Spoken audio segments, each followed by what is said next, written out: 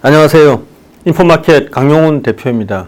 오늘 SK하이닉스가요, 놀라운 발표를 했죠. HBM3E 16단을 개발했다고 발표를 했고요. 세계 최초입니다. 그리고 내년에 이제 엔비디아한테 샘플을 넣겠다고 했죠. 뜬금없이 지금 여러 뉴스가 쏟아지고 있는데, 이 와중에 HBM3 16단이 등장함에 따라서 지금 기자들은 되게 관심이 많습니다. 근데 시장에서는 정확한 의미를 아직 모르고 있죠. 이게 하이브리드 본딩으로 제작된 거다 아니다 이런 갑론을박도 있는 만큼 명쾌하게 제가 분석을 해드리겠습니다. 의미를 알려드릴 텐데요. 이게 목표는 2026년 주력 상품입니다. 내년의 주력 상품은 뭐냐? HBM3E 12단이죠. 저번에 말씀드린 것처럼 내년에는 전체 HBM 매출의 절반을 HBM3E 12단으로 채울 생각이고요. 이거는 26년 향 제품입니다. 물론 내년에 하반기 말쯤 돼서 한 4분기쯤 돼가지고 실제 시장에 등장을 하긴 하는데요. 시장에서 지배력을 행사한 거는 2026년이다 이겁니다. 그리고 제조 방법은 어떻게 했냐? 말 많은 그 하이브리드 본딩으로 했냐? 그건 아니고요. TC 본딩으로 했습니다. TC 본딩으로 했다는 거는 화학물질, 이때까지 SK하이닉스가 자랑하던 MRMUF, 이게 이제 다른 말로는 어드밴스드 MRMUF인데 저는 한때 이거 NCP라고 이렇게 주장을 했었죠. 어쨌든 회사의 주장이 MRMUF인데 그대로 사용을 해서 TC 본딩하고 해서 16단까지 쌓아 올렸다는 이야기가 되겠습니다. 이게 어떻게 가능하냐? 층수가 높아지지 않느냐? 아마 화학물질의 조성에 있어서요, 어떤 변화가 있었음이 감지가 됩니다. 화학물질 안에는 플럭스가 들어가거든요. 이 플럭스를 완전히 휘발되는 노클린 플럭스를 썼든지 아니면 MUF 구성물을 좀 변화시켰든지 여러 가지 방법을 동원하지 않았을까 이렇게 생각이 됩니다. 그래서 단과 단 사이에 필러 높이를 줄이든지 이 범프의 이 직경을 줄여서 어쨌든 단과 단 사이의 간격을 좁히지 않았나 그런 상상을 하게 되는데요. 엄청난 난도라고 생각이 됩니다. 하이브리드 본딩은 왜 안 썼냐?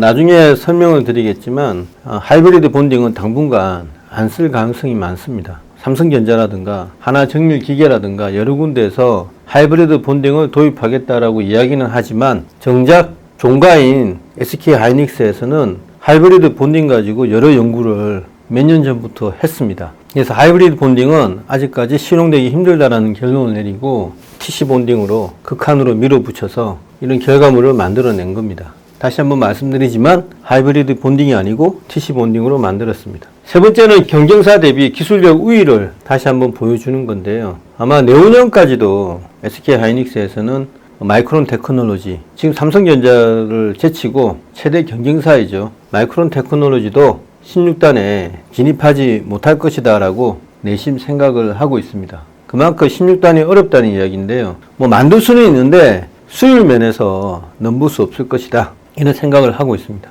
네 번째가 기가바이트당 가격은 어떻게 되느냐? 기가바이트당 가격은 아무래도 수율이 떨어지는 만큼 HBM3E 12단에 비해서 수율은 좀 떨어지죠. 근데 트레이닝이나 인퍼런스, 추론에서 성능이 많이 향상되지 않습니까? 그래서 수율은 떨어지고 성능은 향상되니까 당연히 기가바이트당 가격도 올라갈 거라고 생각을 하고 있습니다. 정확하게는 회사에서 아직까지 밝히지는 않는데요. 저희 생각으로는 최소 20% 이상 올라가야 타산이 맞을 거다라고 여겨집니다. 어쨌든 이게 20% 이상 올라가게 되면요, 26년의 실적이 엄청나게 좋아지겠죠. 내년 실적 전망에서 저는 HBM 관련해서 SK하이닉스가 한 28조 그 정도의 매출을 올리고 절반이 14조 원, 13조 5천억 원에서 14조 원의 영업이익을 HBM에서만 올릴 거라고 예상을 했었는데요. 엊그제 이코노미스트에서 최근 기사를 냈는데 내년에 HBM 시장의 전체 TAM, 그러니까 전체 시장 규모가 550억 달러다 이렇게 깜짝 발표를 했죠. 거기서 320억 달러가 SK하이닉스가 차지할 매출의 몫이다 이렇게 전망을 했는데요. 전망의 근거는 ARETE 리서치에서 이 발표한 것을 토대로 해서 재구성한 겁니다. 근데 제가 알아보니까 제가 저번에 예상했던 28조 원의 매출에서 늘긴 느는데 미하로 330억 달러까지는 늘지 않는다 이런 이야기를 하더라고요. 330억 달러면 HBM만 매출이 40조가 되는 거니까 전체 매출액이 120조를 넘는 어마어마한 실적을 내년에 올린다는 이야기인데요. 거기까지는 아니라고 합니다. 어쨌든 제가 저번에 예상했던 28조 원 매출, 요거보다 는다고 하니까 여러분들은 30조 원 초반의 매출액을 내년에 HBM에서만 올린다라고 생각하시면 됩니다. 30조 원이라고 하면 영업이익이 15조 원 딱 나오는 거거든요.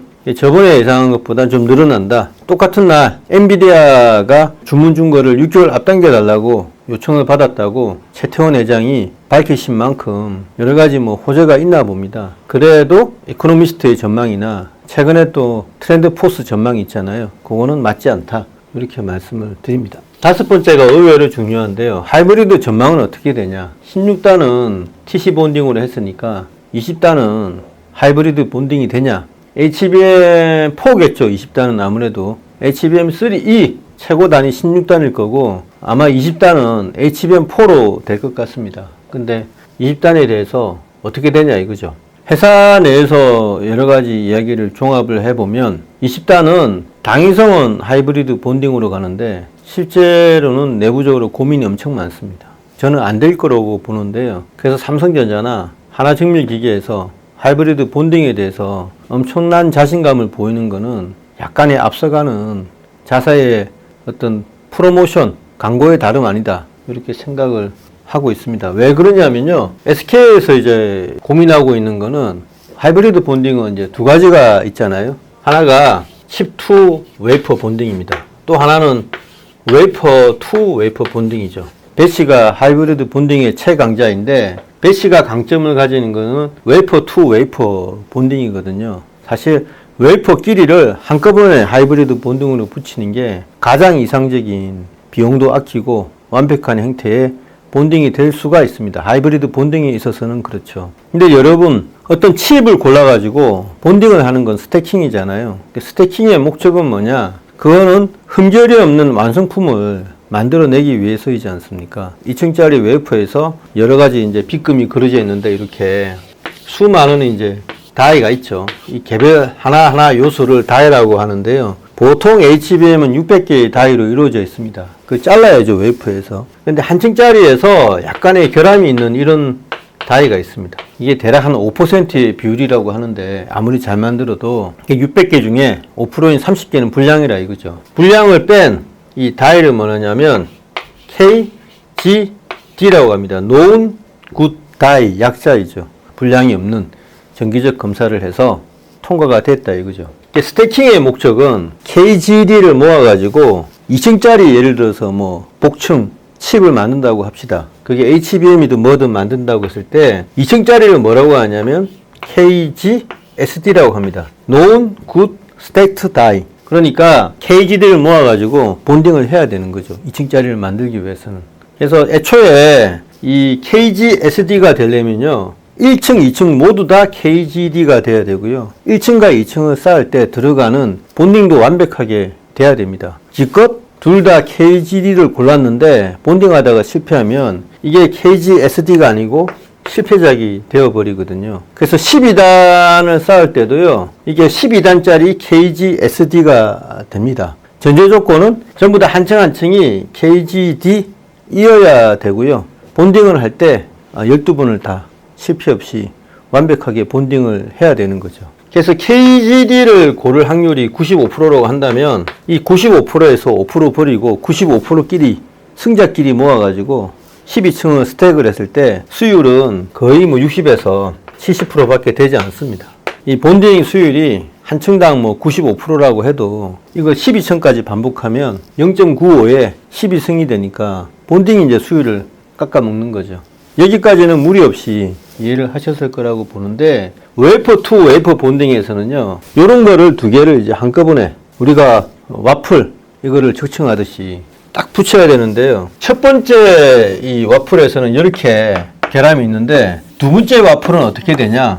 여기에 결함이 있고 여기에 결함이 있고 여기에 결함이 있으면요. 요 세 개의 결함하고 요 세 개의 결함이 딱 붙여져 가지고 결함이 6개가 생기게 됩니다. 이거를 떼어내 가지고요. 결함 있는 거 버리고 결함이 없는 것끼리 붙이는 TC 본딩하고는 다르게 TC 본딩은 칩 투 칩 본딩이잖아요.